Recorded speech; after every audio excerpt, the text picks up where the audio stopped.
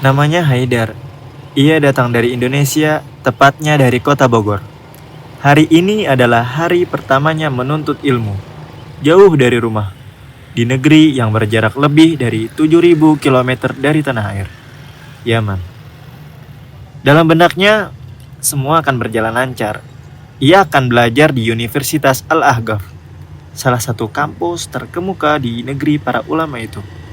Memperdalam ilmu, menimba hikmah, dan kelak pulang membawa manfaat bagi banyak orang. Namun, realita berbicara lain. Bahasa yang berbeda, makanan yang asing, cuaca yang terik, dan sistem pembelajaran yang berat membuatnya tersentak. Ia merasa kecil, ia merasa asing, ia merasa tak cukup kuat. Pernah satu malam, ia hanya duduk di sudut kamarnya, menangis dalam diam, buku-buku berserakan, hafalan yang tak kunjung lancar, ujian yang terus datang, dan rasa rindu pada rumah yang tak bisa ditahan. Tapi, ia kembali teringat alasan mengapa ia datang. Ia ingin mencari ilmu. Ia ingin menjadi lebih dekat dengan Allah. Ia ingin membanggakan orang tuanya. Dan alasan-alasan itu cukup untuk membuatnya bangkit kembali. Hari-hari pun terus berjalan. Pelan tapi pasti. Ia mulai beradaptasi. Ia mulai menikmati diskusi-diskusi panjang dengan teman dan ustadz. Ia mulai paham bahwa ilmu itu bukan hanya soal menghafal, tapi juga soal sabar, adab, dan keikhlasan.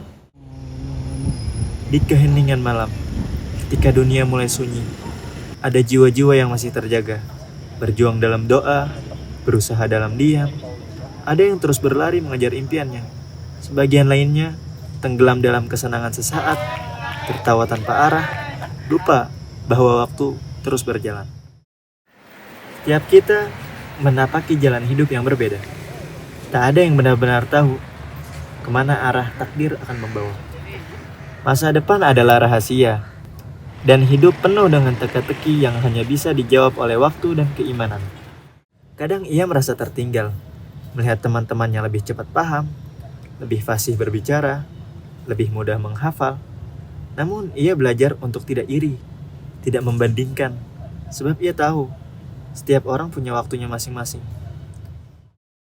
Tetaplah berusaha, sebab tak ada satupun usaha yang sia-sia di hadapannya. Apa yang kau tabur hari ini, akan kau tuai di waktu yang paling tepat. Bukan menurutmu, tapi menurutnya, zat yang paling tahu kapan waktu terbaik untuk segalanya. Dan di tahun pertama, inilah perjuangan kami yang telah kami lalui dengan cucuran keringat, air mata, dan doa. Walau tidak apa, berjumpa lagi di sana, aku tetap sama. Saat engkau teringat, dengar kita mana kalah. Maaf atas perjalanan yang tidak sempurna, namun percayalah untukmu ku jual dunia. Segala hal ku upayakan untuk melindungi. Perjalanan pada tahun-tahun berikutnya tentu akan lebih berat dan menantang. Tapi kami tahu, selama Allah menjadi tujuan, maka tak ada perjuangan yang sia-sia. Mukalla 26 Juni 2025. Dari panggilanmu, jadilah